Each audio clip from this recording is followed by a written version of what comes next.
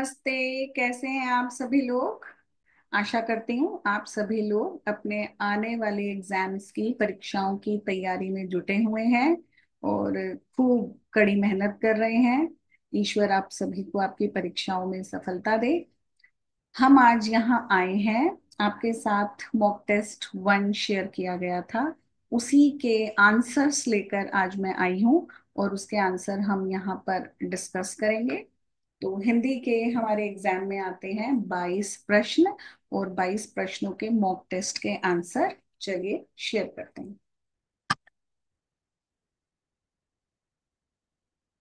प्रश्न नंबर 1 है, मित्र का भाववाचक शब्द क्या है। जी, मित्र का भाववाचक शब्द बनेगा मित्रता। करेक्ट आंसर होगा सी, मित्रता।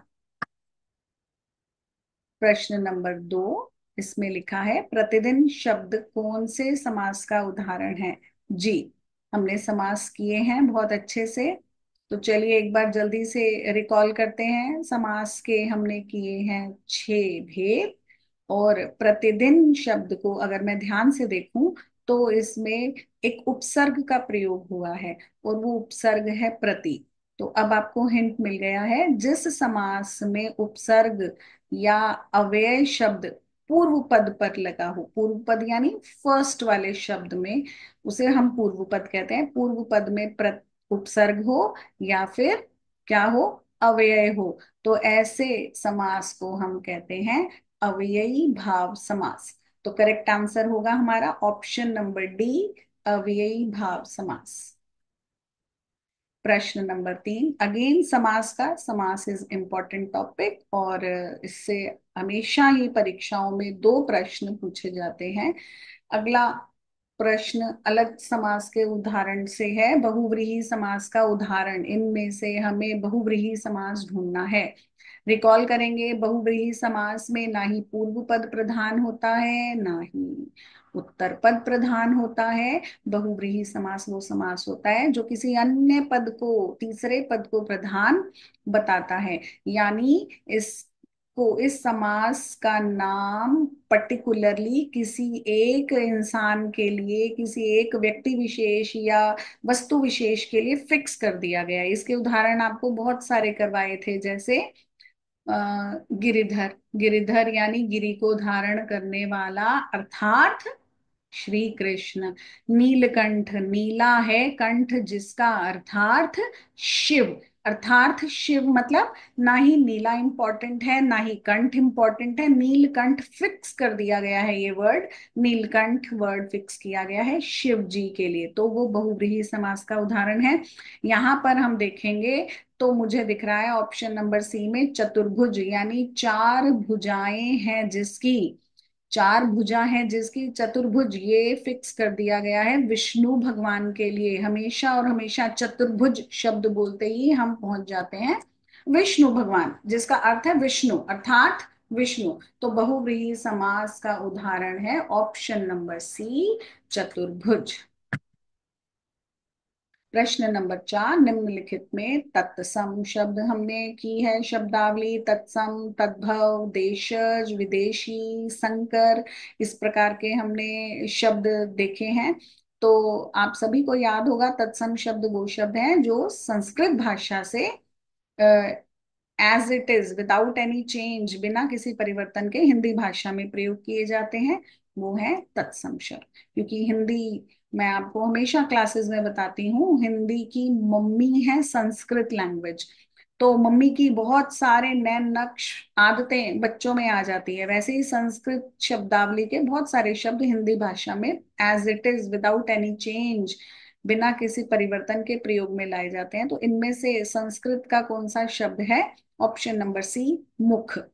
तो ये तत्सम शब्द है। बाकी सभी यहाँ पर तद्भव दिखाई दे रहे हैं। तद्भव यानी जिनके संस्कृत शब्दावली में थोड़ा बहुत हेर फेर करके, बदलाव करके हिंदी में प्रयोग किया गया है। क्योंकि कान का संस्कृत है, जल्दी जल्दी रिकॉल करेंगे हम ऑप्शंस को भी। कर्ण, जीभ का है जिह्वा, और दांत का है दंत। तो वो सब तत्सम हो जाते, लेकिन दंत, जिह्वा और कर्ण में थोड़े बहुत हेर फेर करके नए शब्द बनाए गए, कान, जीभ और दांत। तो ये हो गए तद्भव, परंतु मुख जो है संस्कृत का शब्द है, इसीलिए ये है तत्सम। जी, प्रश्न नंबर 5, परिच्छेद का उचित क्रम लगाइए। आपको जितने भी ऑप्शन दिए गए हैं, बिगनिंग दी गई है वाक्य की भारत जैसे, और इसी वाक्य का अंत नंबर 6 में दिया गया है, हो सकता है।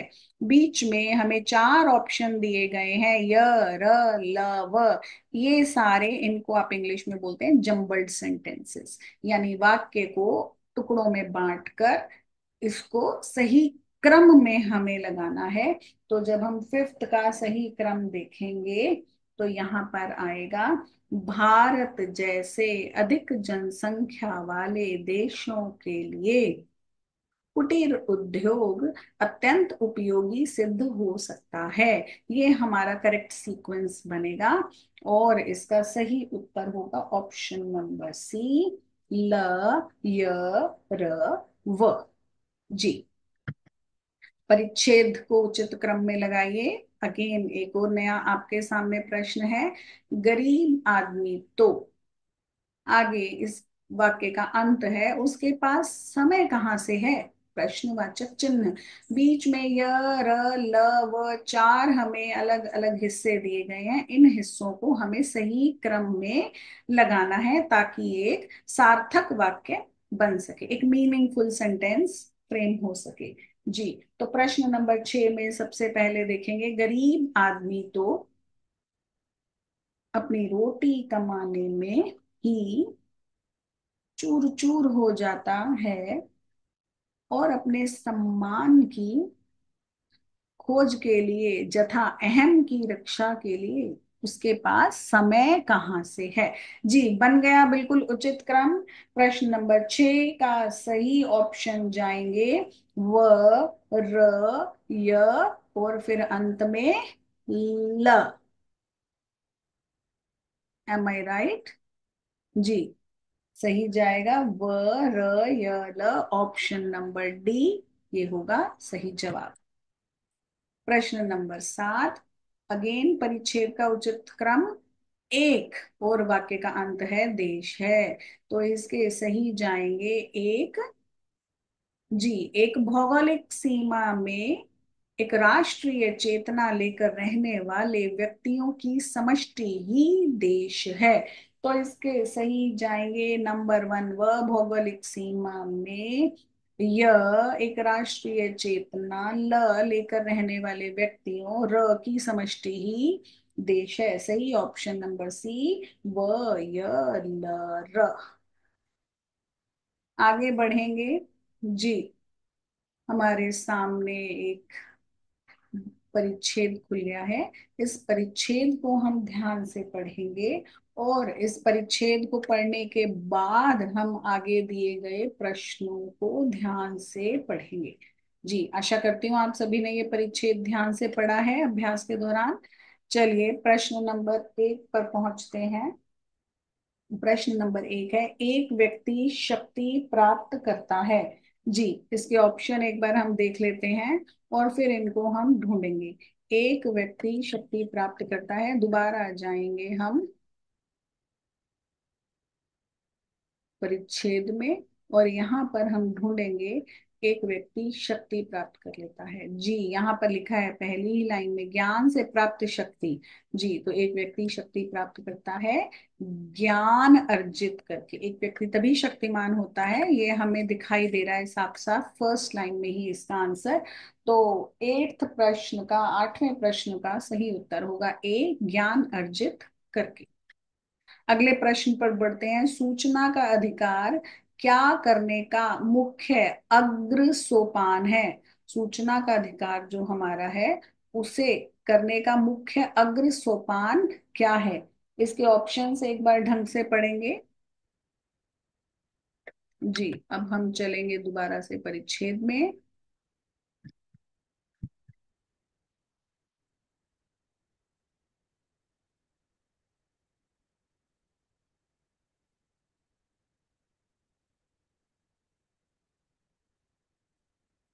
क्या लिखा है, यहाँ पर लिखा है, सूचना का अधिकार मुझे दिखाई दे रहा है चौथी लाइन में, सूचना का अधिकार हमारे लोकतंत्र को परिपक्व होने की प्रक्रिया को आगे बढ़ाने का एक प्रमुख सोपान है। यह निर्णय लेने की उस प्रक्रिया को, उसके जीवन को गंभीर रूप से प्रभावित करती है। अब यहाँ पर हम उत्तर देखेंगे, हमें कौन सा उत्तर सही लग रहा है। जी, हमें मिल गया है ऑप्शन नंबर ए, नागरिकों को निर्णय लेने की प्रक्रिया में पूर्णतया भागीदारी करने के योग्य बनाने में, जो कि अभी रीड की थी लाइंस। प्रश्न नंबर 10, प्रधानमंत्री ने विधेयक को क्या समझा। प्रधानमंत्री ने विधेयक को क्या समझा। अब हम एक बार ऑप्शंस पढ़ लेते हैं, आइडिया हो जाएगा हमें, और हम फिर से चलेंगे परिच्छेद में।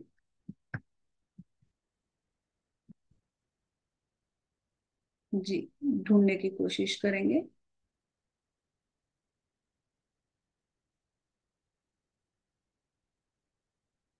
जी, देखिए यहाँ पे लिखा है, अ, ऊपर से आ रही है ये, 1 2 3 4 5 6 7 8 9, नाइन्थ लाइन में देखेंगे हम, यहाँ पर साफ साफ लिखा है, 1 2 3 4 5 6 7 8, आठवीं लाइन में लिखा है कि प्रधान लोकसभा में प्रधानमंत्री का भाषण, ये सातवीं आठवीं लाइन है, इसको ध्यान से पढ़ेंगे। मैं सिर्फ ये देखना चाहूंगा कि प्रत्येक व्यक्ति, विशेष रूप से हमारे लोक सेवक, विधेयक को नकारात्मक भावना से देखें, ना कि सरकार को गतिहीन करने वाले क्रूर कानून के रूप में।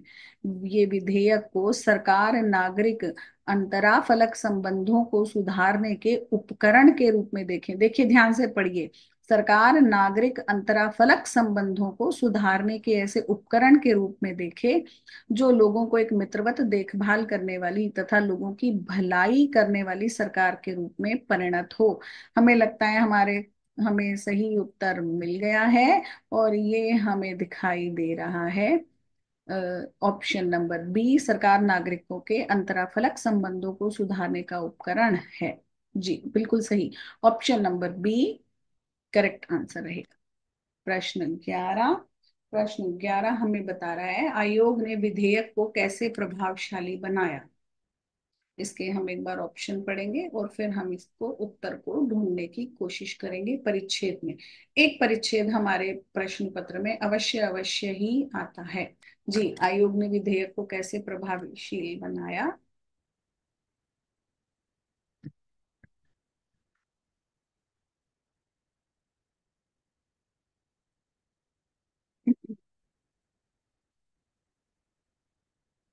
जी, देखिए लिखा है फर्स्ट पैराग्राफ के एंड में, आयोग ने अपनी रिपोर्ट में कार्यपालिका विभाग, विधानमंडल और न्यायपालिका में सूचना अधिकार की अनुप्रयुक्ति के संबंध में चर्चा की है। अधिनियम को उसकी मूल भावना के अनुरूप अक्षरशः क्रियान्वित करने में न्यायपालिका अग्रणी हो सकती है, क्योंकि अधिकांश कार्य जो न्यायपालिका करती है सार्वजनिक छानबीन के लिए खुला रहता है। यहाँ पर हमें उत्तर मिल गया है, मुझे लगता है। जी, जी, option number C is correct answer. आयोग ने विधेयक को प्रभावशाली बनाया है कि न्यायपालिका को अधिनियम की मूल भावना के अनुरूप अक्षरशः क्रियान्वित करने में अग्रणी मानकर। बिल्कुल सही जवाब। आगे बढ़ेंगे और प्रश्न नंबर 12, प्रधानमंत्री ने अधिनियम को नवोन्मेषकारी समझा और आशा की है। अब अगर आपको कोई शब्द नहीं समझ में आ रहा है तो नो प्रॉब्लम, हमें तो ये परिच्छेद में एज इट इज मिलने वाला है, इसीलिए ज्यादा टेंशन नहीं लेनी है। जी,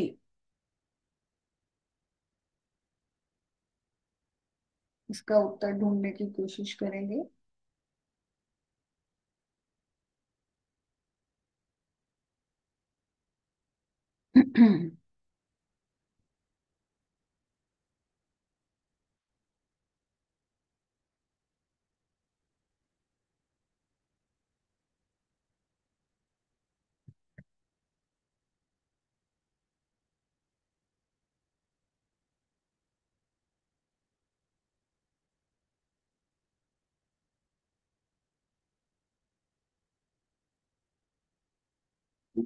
ये तो एक से ज्यादा दिखाई दे रहे हैं, मतलब उपरोक्त सभी को ध्यान से पढ़ना होगा।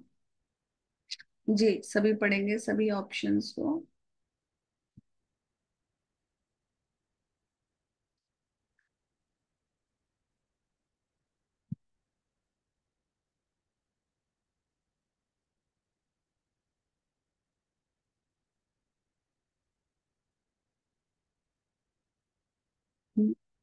जी, इसका उत्तर होगा,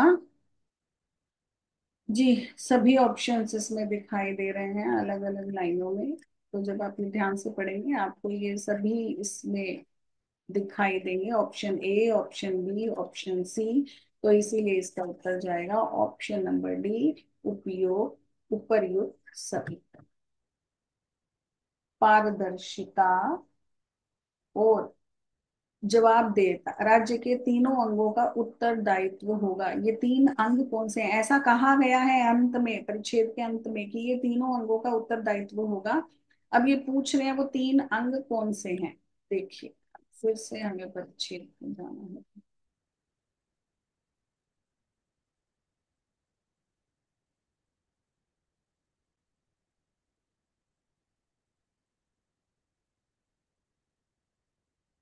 देखिए, लास्ट में लिखा है पारदर्शिता से पारदर्शिता एवं सार्वजनिक जवाबदेहिता में रूपांतरण राज्य के सभी तीनों अंगों का उत्तरदायित्व होगा।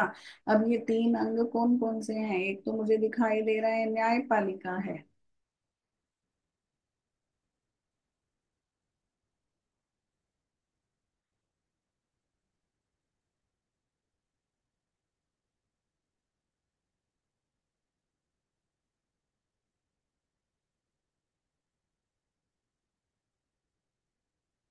लिखा है, देखिए, फर्स्ट पैराग्राफ की लास्ट थर्ड लाइन में देखिए, कार्यपालिका, विधानमंडल और न्यायपालिका में सूचना अधिकार की, ये हमारे राज्य के तीन अंग हैं। फर्स्ट पैराग्राफ की लास्ट थर्ड फोर्थ लाइन में लिखा है कार्यपालिका, कौमा, विधानमंडल और न्यायपालिका, ये तीन अंग हैं हमारे राज्य के। देखिए, उत्तरदायित्व किस पर होगा? उत्तरदायित्व यहाँ पर लिखा है कार्यपालिका, न्यायपालिका और व्यवस्थापिका। जी, अगले प्रश्न पर वाक्यांश के लिए एक शब्द जिसका कोई शत्रु पैदा ही ना हुआ हो, मतलब जिसका कोई दुश्मन है ही नहीं, ऐसे व्यक्ति के लिए जो शब्द प्रयोग में लाया जाता है वह होता है अजात शत्रु। सूक्ष्म यानी बहुत छोटा, उसका विलोम होता है स्थूल, ऑप्शन नंबर सी, स्थूल। वेरी इजी, उदय का विलोम, अपोजिट विलोम शब्द होगा अस्त, ऑप्शन नंबर ए। प्रश्न नंबर 17, स्वयं उपसर्ग, इनमें से हमें वो शब्द बताना है जिसमें उपसर्ग स्वयं का प्रयोग हुआ है। यहाँ पर दिखाई दे रहा है स्वयंभू, स्वदेश, स्वजन, स्वाभिमान। यहाँ पे मिस प्रिंटिंग हो गई है, स्वाभिमान शब्द है। तो यहाँ पर जितने भी शब्द हैं उनमें स्वयं सिर्फ स्वयंभू शब्द में दिखाई दे रहा है उपसर्ग, option number A is correct answer. जी, प्रश्न नंबर 18, निम्नलिखित में एक वाक्य शुद्ध नहीं है। ध्यान से पढ़ेंगे प्रश्न को, क्योंकि ऐसे ही प्रश्न आते हैं जल्दीबाजी में हम गलत उत्तर टिक कर देते हैं। एक वाक्य शुद्ध नहीं है अर्थात तीन शुद्ध वाक्यों का प्रयोग किया गया है। तो यहाँ पर देखेंगे कौन सा वाक्य शुद्ध नहीं है। उसने केवल मुझे निमंत्रित किया, सभी को देश की संस्कृति का सम्मान करना चाहिए, आपने उसे टका सा जवाब दिया, शिष्य गुरु के पैर में गिर पड़े। जी, ध्यान से देखने पर मुझे पता चल रहा है ऑप्शन नंबर डी गलत है, क्योंकि शिष्य गुरु के पैरों में गिर पड़े होता है। तो ऑप्शन नंबर डी शुद्ध नहीं है। प्रश्न नंबर 19, इनमें कौन सा शुद्ध वाक्य है? एक वाक्य शुद्ध है। जी, पढ़ेंगे, सीता ने यह कहा, सीता ने यह कही, सीता यह कही, सीता यह कहा। अरे, तो प्रश्न नंबर ऑप्शन नंबर ए, सीता ने यह कहा वाक्य शुद्ध है, बी सी डी तीनों ही अशुद्ध हैं। तो करेक्ट आंसर ऑप्शन नंबर ए। प्रश्न नंबर 20, संधि के कितने भेद होते हैं? हमने संधि पढ़ी है। संधि के 3 भेद हमने पढ़े हैं, स्वर संधि, व्यंजन संधि और विसर्ग संधि। जल्दीबाजी में इसके भेद भूलेंगे नहीं। और संधि पूछा है, स्वर संधि के भेद नहीं पूछा। कहीं आप जल्दी में स्वर संधि के भेदों की संख्या लिख दें। तो option number A 3 is correct answer. प्रश्न नंबर 21, संप्रदान कारक की विभक्ति बताओ। तो हमने कारक किए हैं, कारक चिन्ह कर्ता ने कर्म को कर्ण से, ये हमने जब किए थे तो संप्रदान की विभक्ति आती है। संप्रदान के लिए का के की होती है संबंध को, से जो विभक्ति ऑप्शन नंबर सी दिया गया है वो होता है करण और अपादान का, और को क्या होता है कर्म का। तो option number A correct answer के लिए। प्रश्न नंबर 22, शब्द के आगे लगने वाले, आगे लगकर शब्द का अर्थ बदलने वाले शब्दांश ब्लैंक होते हैं। शब्द के आगे जो शब्दांश लगते हैं हमें अच्छे से पता है वे उपसर्ग होते हैं, तो option number C correct answer रहेगा। लेकिन शब्द के पीछे लगकर शब्द का अर्थ बदलने वाले शब्दांश प्रत्यय कहलाते हैं जी। इसी तरीके से हमारे यहाँ पर 22 प्रश्न हिंदी के मॉक टेस्ट 1 की आंसर की जो है मैं आपके सामने लेकर आई। हमने आंसर डिस्कस किए। आई होप आप सभी ये मॉक टेस्ट 1 कर चुके हैं। और नेक्स्ट मॉक की जो लिंक है वो डिस्क्रिप्शन में शेयर कर रही हूँ। आप उस मॉक टेस्ट को परफॉर्म करेंगे और जल्दी ही उसकी आंसर की के साथ हम फिर मिलेंगे। तब तक के लिए नमस्ते।